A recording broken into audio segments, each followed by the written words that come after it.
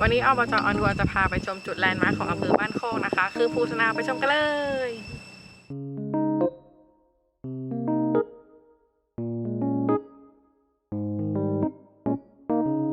ภูสนาวแหล่งลับทะเลหมอกแห่งใหม่ของอำเภอบ้านโคกจังหวัดอุตรดิตถ์ตั้งอยู่หมู่ที่ 7 ตำบลม่วง 7 ต้นอำเภอบ้านโคกจังหวัดอุตรดิตถ์เป็นแหล่งท่องเที่ยวแห่งใหม่ของอำเภอบ้านโคกระยะทางจากตัวเมืองไปยังภูสนาวเป็นระยะทาง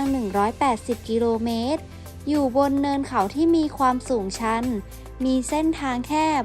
รถวิ่งขึ้นตามเขาไปประมาณ2กิโลเมตรเป็นแหล่งท่องเที่ยวแห่งใหม่ที่มีผู้คนต่างเดินทางมาเพื่อสัมผัสกับทะเลหมอกรวมถึงการกางเต็นท์นอนบนภูสนาว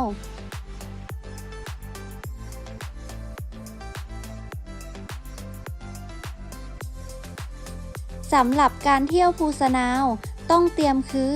ค่าบำรุงป่าชุมชนคนละ20 บาทและเตรียมบัตรประชาชนเพื่อแลกถุงขยะโดยมีรถบริการชุมชนขึ้นภูสนาว30 บาทต่อคนจุดขึ้นรถวัดจอมแจ้งเริ่มบริการตั้งแต่เวลา 5 นาฬิกาถึง 11 นาฬิกาและ 16 นาฬิกา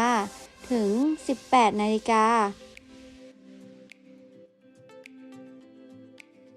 ผู้ที่สนใจ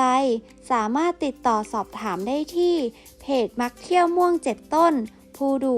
หรือโทร 083-085-8219